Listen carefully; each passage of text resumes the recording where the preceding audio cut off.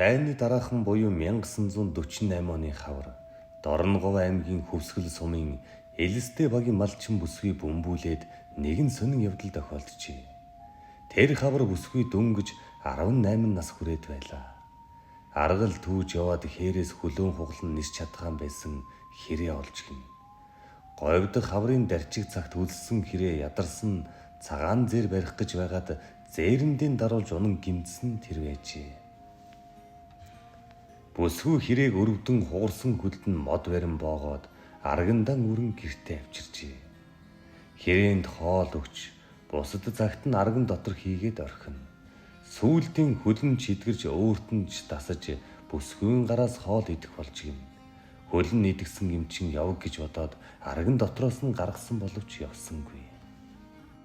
Тэр цагаас хойш хэрэг хүн хоёрын нөхөрлөл эхэлж энэ жил 61 дэх хавартайгаа нь золгож байна. Бөмбөлөөгөө ямар ч олон хэрээн дотроос өөрийнхөө хэрэг хугарсан хөлний бороолсон хэсэг дээр ургасан цагаан үсээр нь танина. Хэрээний хөл идэхтэн олон жирэм унганы ногтны ормоор ойртсон байдаг шиг цагаан үс ургадаг байдаг тул өвгөр нь ялгадаг байжээ. Бөмбөлөөгөө надад ярихдаа хэрэг хараал хийдэг харанг тэл гэж боддог байлаа. Хэрэг хүний ачийг мартдаггүй сайхан сэтгэлтэй шувуу юм бэлээ.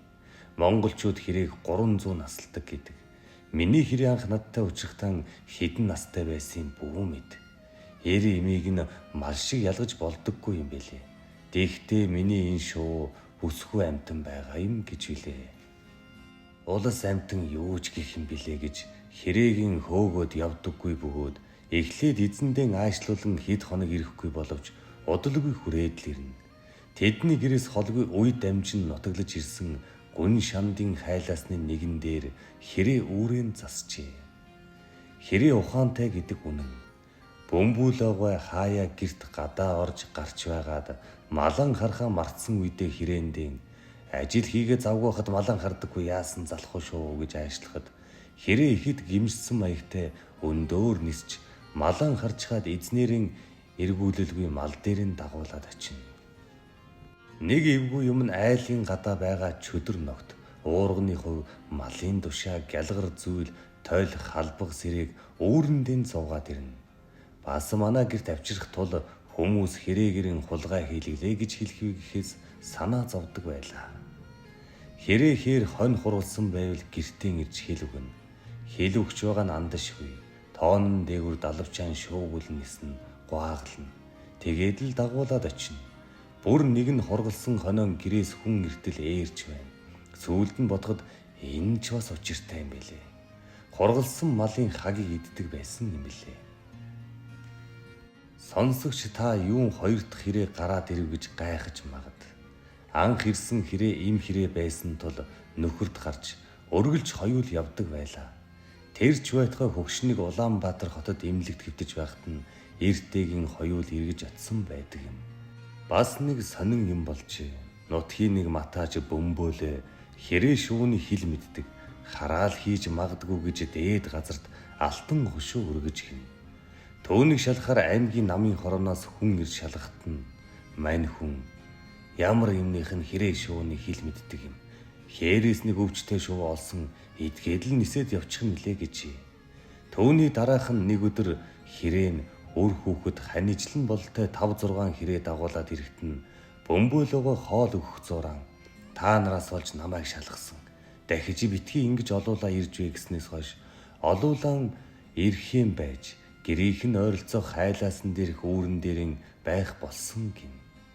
Хаврын дарчиг цагт хоол идэж хоордож хэрэг үлсэх тул бөмбөлөөгөө өвөл идэж хийх үед гидс дотрын өвдөл цөвтөл базаана. Хадгалж байгаад хоол унд ховордсон үед шуундан өгнө. Хэрэг зүнч ухаантай шуу ажээ. Далавчин шуугаад л илэн халин нисээд байвал тэр өдөр сайн мэдээ сонсно. Ойрхон нисч буугаад л гооглаад байвал тэр өдөр хэрүүл юм уу зохтойхон агсан тавих юм уу таагүй зүйл болдог байлаа.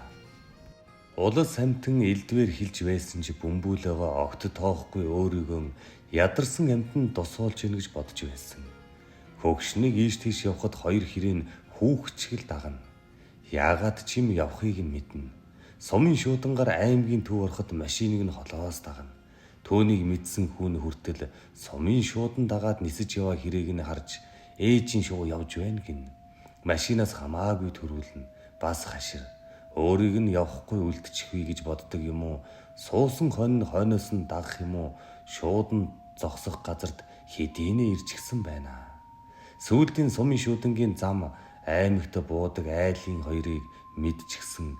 Машин зогсоход төрүүлж ирээд л хүлээж байх юм уу?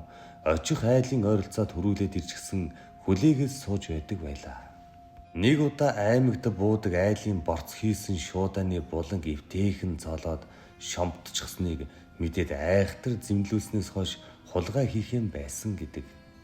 Тэр жил намар өвлийн заагаар бөмбүүлэгэн бийж хэлэргэж суудлаар хот явж эмнэлэгт хэвтгтэн түүнийг хэрэг нэргэж ирсэн тухай бөмбүүлэгвэ. Хөөрхий минь намайг эргэж ирсэн үнэ. Тэр холоос яаж ирсэн юм хөөрхий. Эхээс ирүү орсон цаг байсан. Вагонд суухыг харсан болохоор шүмжин суудал дагаж ниссэн байх.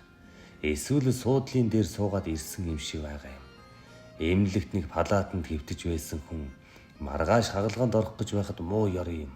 Энэ хоёр хэрэг хэд хоног цонхон дээр суугаад байх юм гэхэд хөгшин миний муу хоёр шуу намайг санаад бүр хар царайлчихсан бэйвгээд сууж өгнө гэж дуу алдсан гэдэг. Хоёр хэрэг эзнийг харсныг мэдээд баярлалд нь нисч байсан гин. Хөгшин хэрэг эргэж ирснийг хүүхдүүддээ дуулгаж мах авчруулан сайн гихч нь хооллож өгөөд та хоёр чин гэр орон мал хуугаан хайчхаад яаж яваа хүүхдүүд би удахгүй идгээд харин хотын хэрээнүүдэд гадаа урхагдаж хог идэж явсан биз. Одоо харьцгаа гэхэд хоёр хэрэг аав ээждийн зэмлүүлсэн хүүхчиг яваад өгчээ. Энэ хоёр хэрэг эмнэлэгт хэвтсэн эзнийг эргэхийн тулд хэдий хэр холоос ирснийг бодож үзье.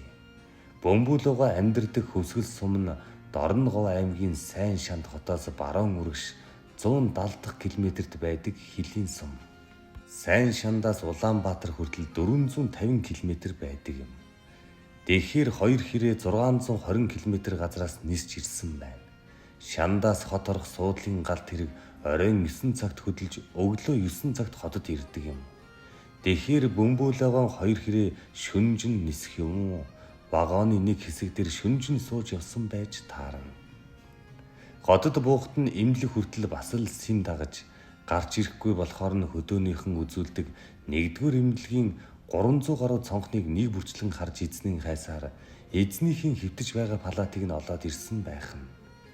Намрын сэрүү орсон үед хоёр шувуу буцаад харихтаа бас л 600 км гаруй явж очино гэдэг шувуу байтугай хүндэж амаргүй ажил. Бөмбүүлөгөө хэрэг сайн санаатай хүнийг андахгүй. Ялангуяа тус сумын гайхал гэдэг хүнд сайн байсан гэдэг. Өөрийг нь эзгүй бол аж ахноос нь хоол авч иднэ. Өөр хэний ч өгсөн хоолыг иддэггүй гинэ. Би аймгийн сонины эрхлэгч байхтаа хөвсгөл сумын чулуур багийн өдөрлөгт очиж телевизийн нэвтрүүлэг хийх замдаа сумын засаг дарга Батмөнх, тамгын газрын дарга Чулуунбаатар нараар газарчлуулан бөмбүүлэгөөнд очиж үлээ. Хэрээний зураг авах гэж яваад ухаагаан хилтэл хөгшин ирэхгүй. Манай шуу тоо мэддэг юм. Сая та нар машинаас хідүүлээ буусан бэ гэж асуусан. Бид тавуулан буусан гэтэл тэгвэл 5 хүн машинд буцаж суугаад явж байгаа юм шиг гэрээс далд очиод хүлээж бай. Түүний дараа л ирж магадгүй гэжээ. Бусдыгаа машинд суулгаж явуулаад оператортойгон хоёул үлдлээ.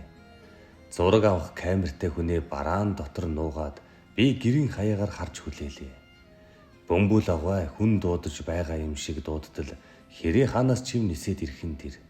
Дэгснээ өнөө хэрэг зураг авах гэж нуугдсан операторын толгой дээр очиод суучих нь тэр. Ингээд бид зураг авч чадлагүй буцаж үлээ. Ямар тааж хэрээний тухай тэр сонирхолтой мэдээг Сайн Шанд телевизээр явуулахдаа манай зураглаач аймгийн мах комбинат дээр очиж өөр хэрээний дүрс оруулсан гэдэг юм. Хэрэг хамгийн урт настай шувуу гэдэг. Бас цагаан завжтай хэрэг хамгийн урт настай юм гэсэн.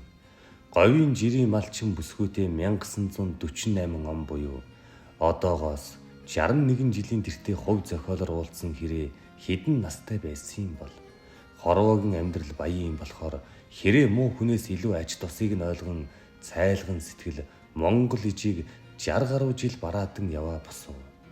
Хөгшин өөрийнхөө хэрээг им шувуу гэж боддог юм билээ. Харин хэрээний ир болох том биетэй хэрээн бол нөхөр. Түүнийгийн хөгшин миний ааштай шууг бодвол эр том биерхүү, ааш зан нь дүлгүн, бас хүнийг шиг сайхан хар нүдтэй. Хоол ундаан жижигтэн авчирж өгнө. Нэг бус удаа бусад хэрээнээс хамгаалж байхыг нь бодвол гэрийн эзэн юм шиг байгаа юм гэж хэлсэн сонио. Ингэж газрын хүн Тэнгэрийн жигүүртэн хоёр нөхөрлсөн сонин түүх ийм буюу.